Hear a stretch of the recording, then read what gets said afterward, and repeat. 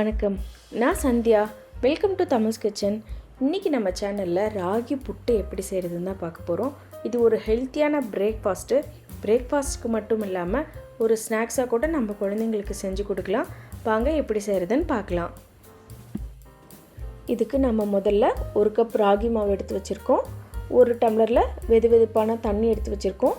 அதில் ஒரு அரை டீஸ்பூன் உப்பும் 3/4 டீஸ்பூன் சுகரும் போட்டுட்டு நல்லா மிக்ஸ் பண்ணி வச்சுக்கிறோம். இதுக்கு அதிகமாக உப்பு பிடிக்காது, அதனால் கொஞ்சம் பார்த்தே போட்டுக்கோங்க. இதை நல்லா மிக்ஸ் பண்ணிக்கிறோம். இந்த தண்ணி மட்டும் கொஞ்சம் வெதுவெதுப்பாக இருக்கான்னு பார்த்துக்கோங்க, ரொம்ப சூடாக இருக்க தேவையில்லை. இந்த தண்ணியை நம்ம என்ன பண்ண போகிறோன்னா, இந்த ராகி மாவில் கொஞ்சம் கொஞ்சமாக தெளித்து நம்ம நல்லா மிக்ஸ் பண்ணிக்க போகிறோம். இப்போ பாருங்கள், நான் கொஞ்சம் தெளிச்சுட்டு நல்லா இதை கட்டி இல்லாமல் எல்லா இடத்துலையும் தண்ணி ஸ்ப்ரெட் ஆகிற மாதிரி நம்ம மிக்ஸ் பண்ணி விட்டுறோம். இதே மாதிரி ப்ராசஸை திரும்ப நம்ம ஒரு 3 to 4 முறை செய்யணும். அப்படி செய்யும்போது மாவு ஓரளவு நல்லா இணக்கமாக வந்துடும். நம்ம இப்படி தண்ணி தெளிச்சிட்டே வரும்போது ஒரு ஸ்டேஜில் மாவு நல்லா ஒரு அளவு தண்ணியாக இருக்கும். அந்த டைமில் நீங்கள் கையில் மாவை எடுத்து இப்படி பிடிச்சிங்கன்னா உங்களுக்கு கையில் பிடிக்கிற பதம் இருக்கணும். அதுதான் நம்மளுக்கு கரெக்டான ஸ்டேஜ். ஓகே, நம்ம ஆவியில் வேக வைக்கலான்னு அந்த ஸ்டேஜில் தான் நம்ம தெரிஞ்சுக்க முடியும். இப்போ பாருங்கள் எப்படி நிற்கிது.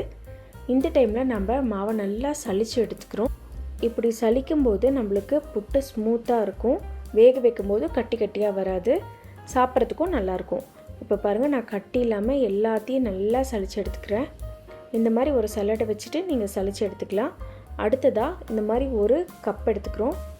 அதில் இந்த மாதிரி நெய்யோ இல்லை எண்ணெயோ தொடவிட்டு அதில் துருவின தேங்காவை ஒரு லேயர் போடுறோம். அடுத்ததாக மாவு ஒரு லேயர் போடுறோம். அடுத்ததாக மறுபடியும் துருவின தேங்காய் ஒரு லேயர், அப்புறம் மாவு. இந்த மாதிரி நம்ம மாற்றி போட போகிறோம்.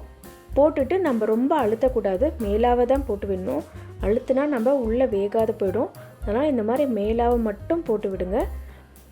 இந்த மாதிரி உங்களுக்கு எத்தனை கப் வேணுமோ அந்த மாதிரி செஞ்சு நம்ம வச்சுக்கலாம். இப்போ நான் 2 கப் செஞ்சு காமிக்க போகிறேன். இப்போ 1 கப் செஞ்சுட்டு அதே மாதிரி இன்னொரு கப்புக்கும் நான் ஃபுல்லாகவே ஸ்ப்ரெட் பண்ணி விட்டுறேன். போட்டு விட்டுட்டு அடுத்ததாக நம்ம ஒரு இட்லி பானையை எடுத்துக்கிறோம். இட்லி பானையில் ஒரு 3 to 4 கப் தண்ணி ஊற்றிட்டு அதில் இந்த மாதிரி ஒரு தட்டு வச்சிடுறோம். தட்டு வச்சுட்டு இப்போ நம்ம செஞ்சு வச்சுருக்க அந்த ராகி புட்டை உள்ளே வைக்க போகிறோம்.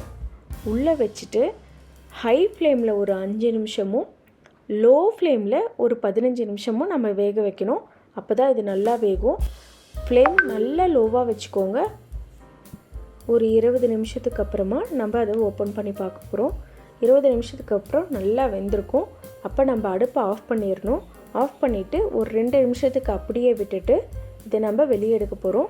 இல்லைன்னா அது பிளேட்டில் கரெக்டாக விழாது.